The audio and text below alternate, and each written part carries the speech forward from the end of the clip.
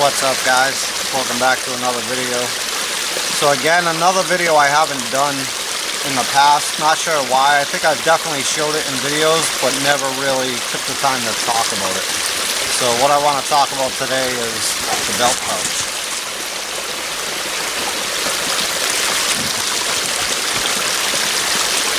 Definitely getting his exercise in.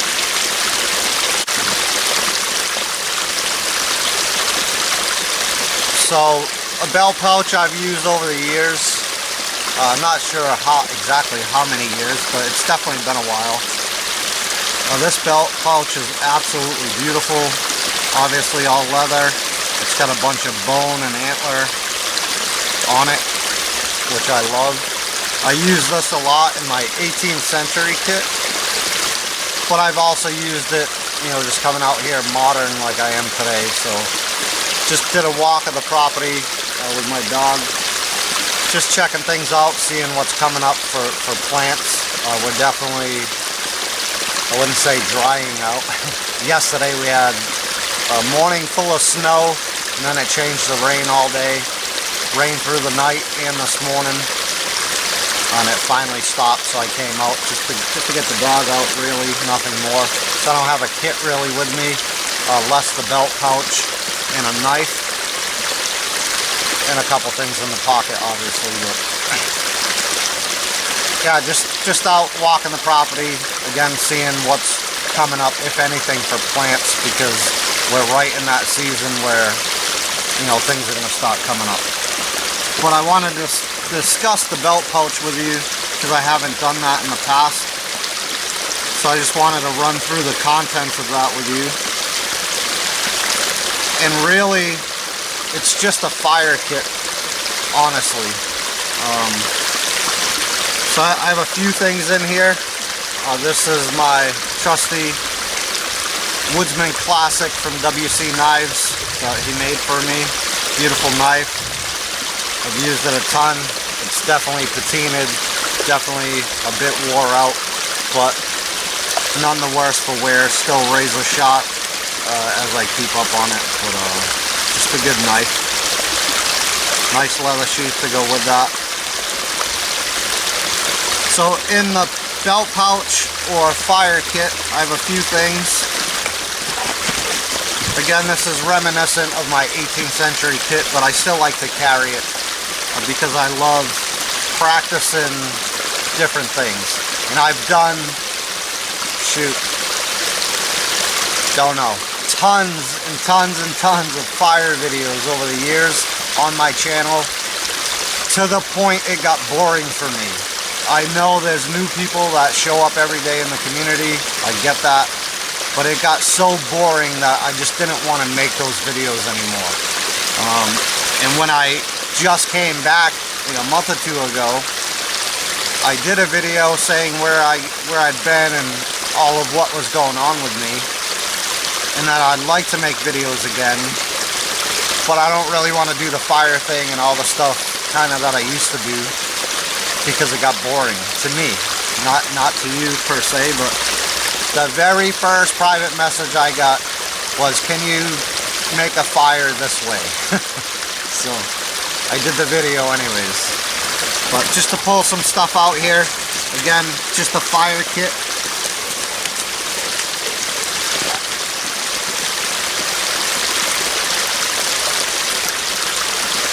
So I have a Hudson Bay tobacco tin, which I absolutely love. I've carried this for years. I think I got this from Canteen Shop. So Rob Simpson back in the day. Love it, had it for years. I had a couple Ranger bands around it, you know, for a lot of years. I took them off and kind of polished this back up because those Ranger bands definitely wear this thing out and make it tarnish, and to me it just looked like shit. So I took them off, cleaned it up, and here it is. So in the tobacco tin,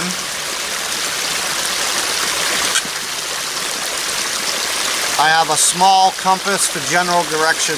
This is a True North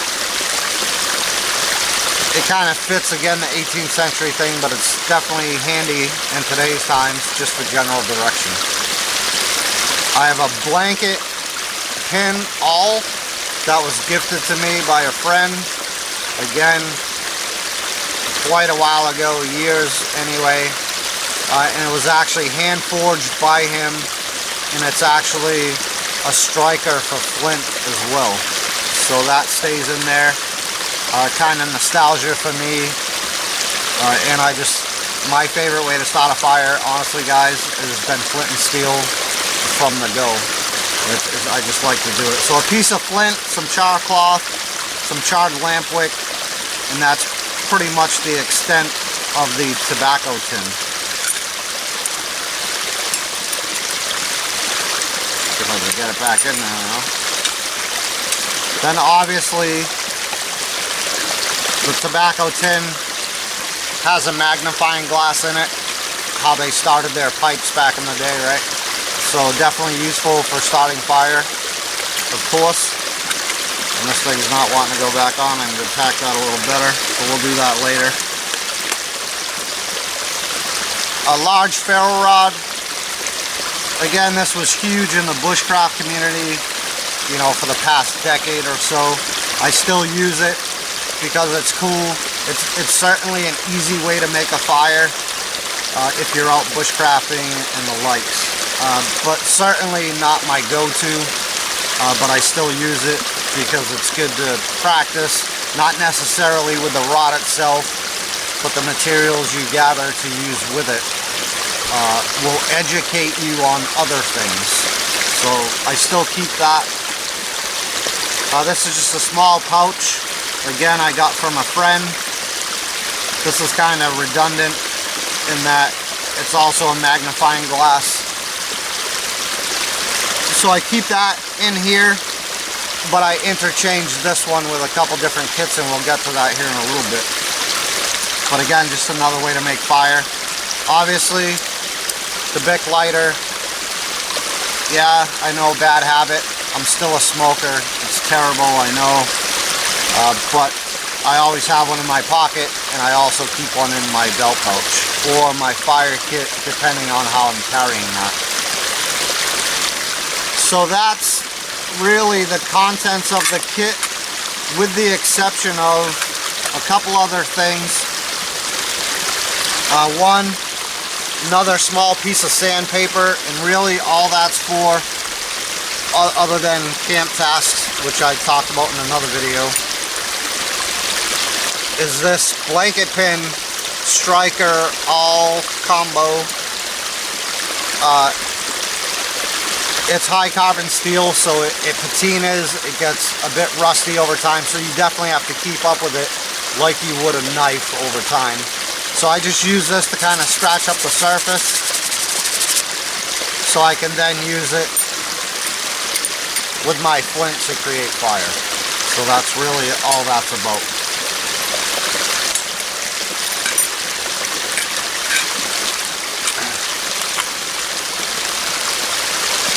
And then in the bottom of the pouch, I just keep a bunch of birch bark, really. And then whenever it's in season, I'll gather some other stuff. Not a ton of it. I don't like to go overboard with that. But some broom sedge, dried grasses, whatever. And just tuck that in there. In the very bottom, there's some more char cloth. So this all just kind of keeps it dry. But that gives me definitely a dry way to make fire in inclement weather. So I keep that in there for that purpose. And that's really it on the belt pouch, with the exception of what we'll discuss next. So the one thing with the belt pouch for me, I absolutely love the concept, so don't get me wrong here. And I do still use it, I just don't use it a lot. So to me, and maybe this is a bigger version than is necessary, but it's not that big. And what I dislike about it is I just feel like something's hanging off my body, and I just don't like that. it's like Molly to me. And we talked about that in the pack video. I just absolutely hate Molly gear. My own personal opinion. If you like it, cool, got it. I just don't, I hate it actually. And this is similar for me in that I just feel like it's in the way. My arm's always bumping into it. If I have a pack on, it's kind of in the way unless I bring it towards the front, which puts this more in the way. And that's just my opinion on that. Again, love the concept. I still use it because I want to love it, but it's just one of those things for me. So one other thing to go along with this video, another beautiful leather pouch with some tassels, some beads. This was gifted to me by Mike Barton's, Bushcraft Barton's on YouTube. Again, I'm not sure how long ago, but it's definitely been years. And really, it's just a flint and steel kit. So I carry this one typically in my pack over this one for what it is. And again, it's more just to, again, not even practice, but just to keep up on my skills. I think I've done this enough that I know I can do it, but there's the nostalgia of getting out there and just creating a fire with flint and steel for me. So in this kit, Mike gifted me the whole kit, all inclusive. There was a piece of fat wood in there, an Opinel folding knife, which is razor sharp, by the way. Obviously the steel, and a couple different pieces of flint. That's one of them. And then, much like the belt pouch, I've got this little magnifying glass to where I can start a fire, you know, with the sun. So just an awesome little thought out kit.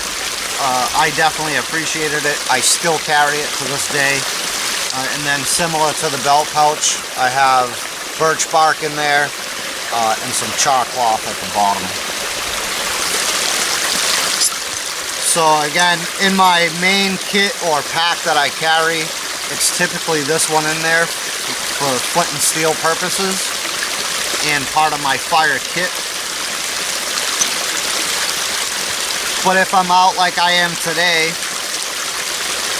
not that this one wouldn't do right in my pocket, or I took it out of, because it would work. I almost prefer the belt pouch and just the belt knife. So that's the video on that. Again, hope you guys enjoyed it. Hope you got something out of it. Again, Molly, absolutely hate it. This reminds me of that when it's on my hip. So I don't carry it a ton, but I do carry it, again, on days like today where I'm not carrying a pack or anything, because I'm not planning on being out here. I'm on my own 40 acres, so I'm not going to get lost or anything like that. If something happened, I could definitely crawl home. But yeah, hope you enjoyed the video, guys. I appreciate your continued support. I'm trying to ramp back up here with the videos. I definitely missed, you know, shooting videos when I was gone. There's the nook again. I know some of you have voiced your opinion on, you know, you missed me while I was gone, so that's pretty cool. I appreciate the sentiment for sure. But again, trying to get back into it, get the channel back going. Lots to share, be it outdoors or the homestead thing. I'm going to do both because that's just what I'm doing. And hopefully you guys can learn something from it, and hopefully I can learn from you at the same time. So appreciate it again, guys. Till the next one, God bless you, huh?